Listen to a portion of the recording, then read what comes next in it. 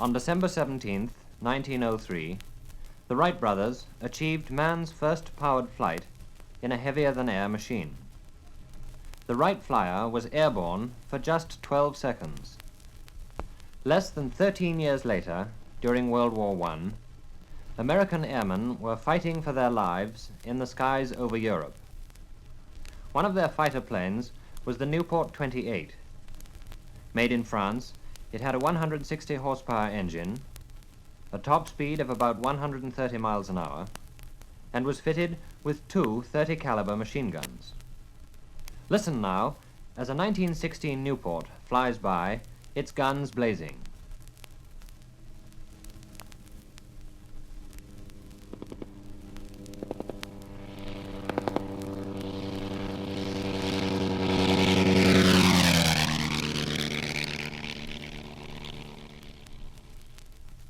One of the great fighter planes of World War II was the North American P-51 Mustang. Its operational ceiling was 30,000 feet at speeds of well over 400 miles per hour. It was the last American propeller-driven fighter to see active service in the Korean War.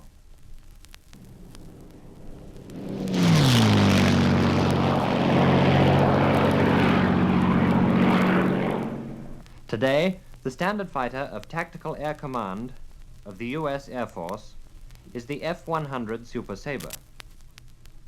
It can exceed the speed of sound in straight and level flight and may be armed with rockets, cannon, or bombs.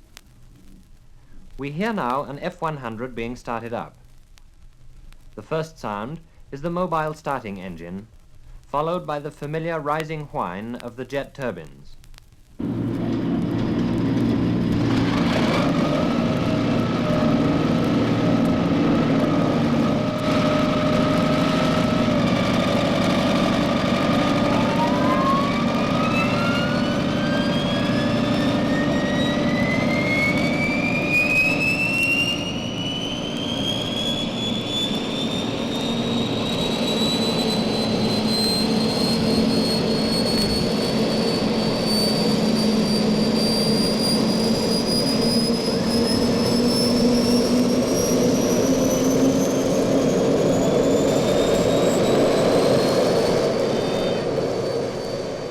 The Super Sabre has taxied down to the end of the runway and is now waiting permission from the control tower to take off.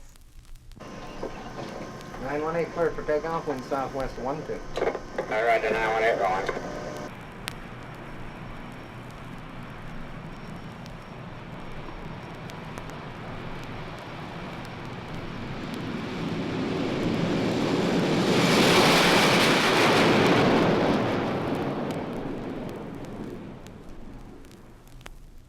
Now we are waiting for the pilot, Captain Bob Ronker, to bring his Super Sabre hurtling in over the airfield just above ground level at over 600 miles an hour. As the plane passes overhead, Captain Ronker pulls the stick back into his stomach and stands the fighter on its tail. He streaks into the sky straight up and cuts in the afterburner for extra climbing power. He cuts it out on reaching desired altitude and is by then no more than a speck in the blue above. As he finally disappears, we hear Captain Ronker's voice. The microphone inside the pilot's oxygen mask picks up the sound of his breathing.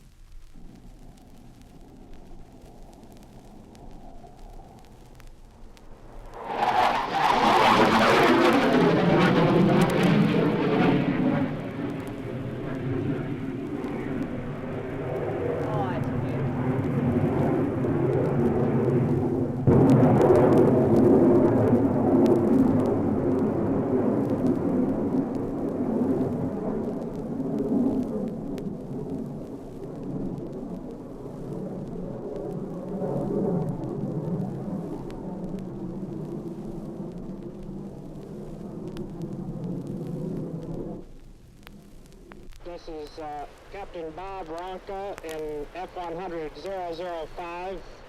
On this last pass, I will fly directly over you at supersonic speed My supersonic boom will hit you before you hear the sound of my aircraft going over.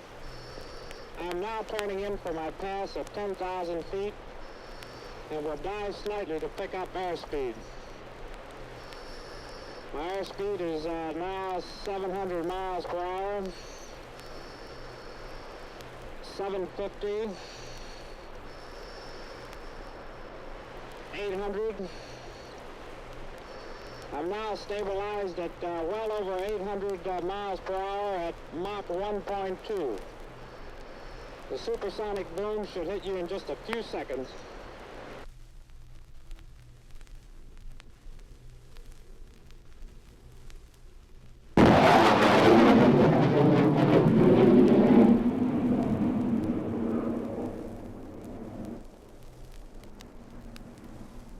The sonic boom is caused by the air being suddenly split apart by the plane and then rushing together again. As a contrast in sizes of aircraft, let's listen now to 6 giant B-52 Stratofortresses flying by in close formation.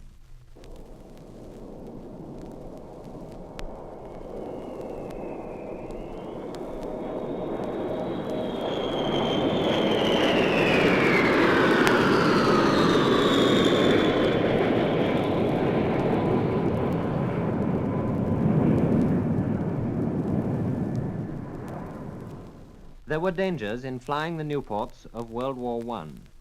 There are dangers in flying today's supersonic aircraft. Here, the pilot of an F-102 Delta Dagger is in trouble.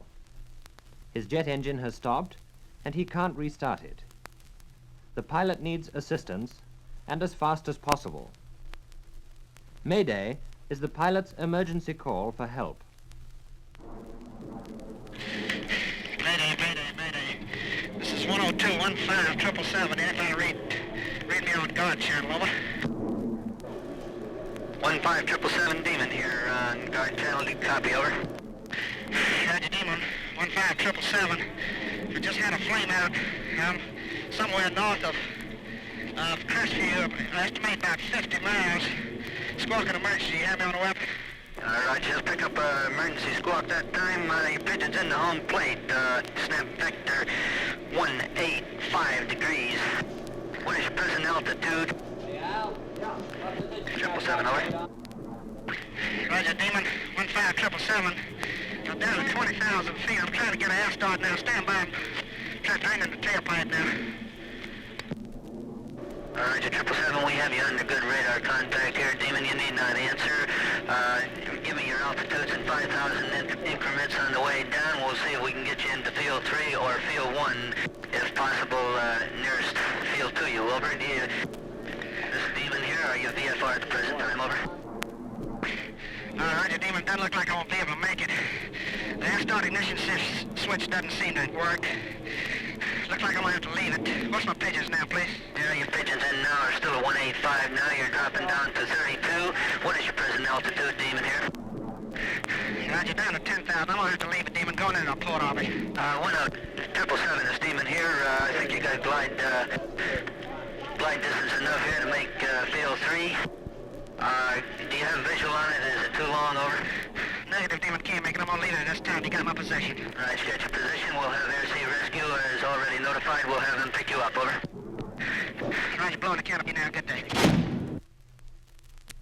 The pilot ejected himself. A cannon shell blew him, seat and all, out of the cockpit, and he parachuted to safety.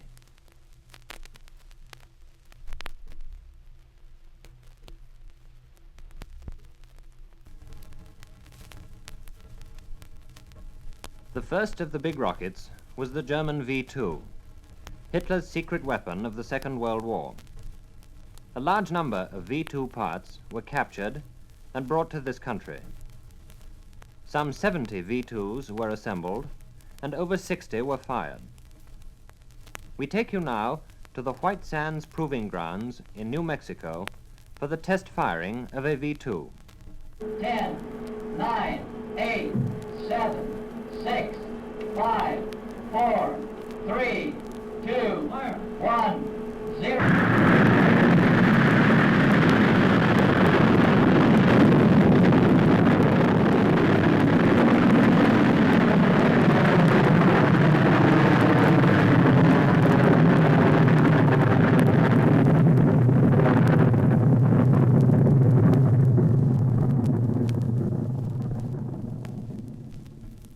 V2 countdown, the rocket motor is fired at -1.5 seconds when the fuel is ignited. 2 seconds later, the fuel pumps are switched on, and after 3 more seconds, the rocket lifts off its pad.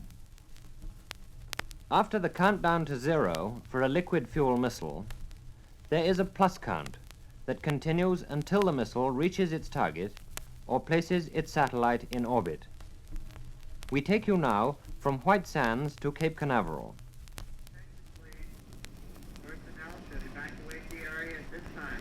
All personnel not assigned to the water leave the area.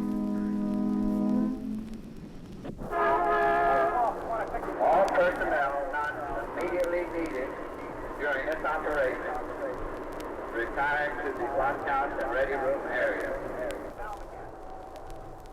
It is December 18th, 1958. At Cape Canaveral, we are preparing for a very special shot.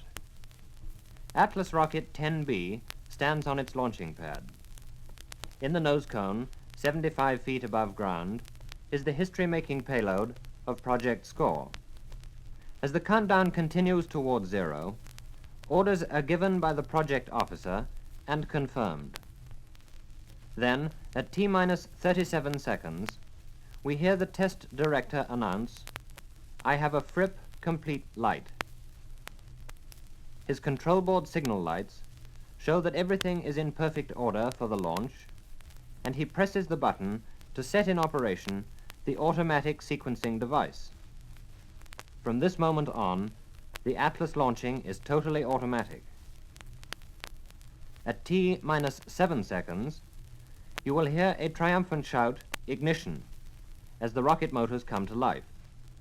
1 second later, main stage, as all 3 rocket engines reach full power. The big missile is now being held down on the pad until it builds up thrust for takeoff. At +3 seconds, a klaxon horn blares outside the blockhouse, the hold-down clamps fall away, and Atlas 10B climbs into the sky with a thundering roar. This recording was made with microphones placed both inside and outside the blockhouse. Listen now as we pick up the count for Project SCORE and Atlas 10B. Test off arm switch to arm light on. Switching command to internal. Fuel tank pressure 63 watts 25. Frederick. Roger.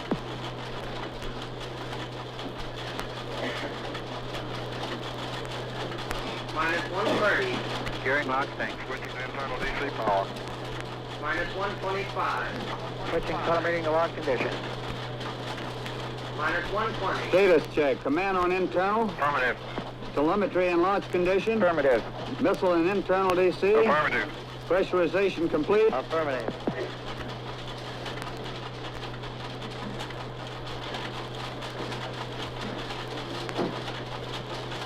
T-minus 60 seconds and counting. Range safety test selector switch to arm. Status check. Range safety arm light on. Affirmative. Range ready. Ready. Water system ready. Affirmative. I have a prep complete light. Locks tanking secured. Box tanking secured.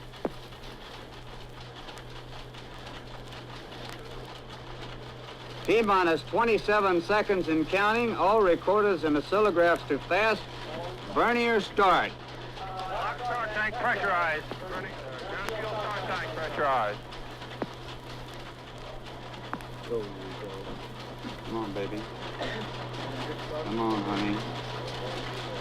Pick up, babe. Count. -10, 9, 8.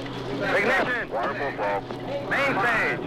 4, 3, 2, 1, 0. Plus 1, 2, 3.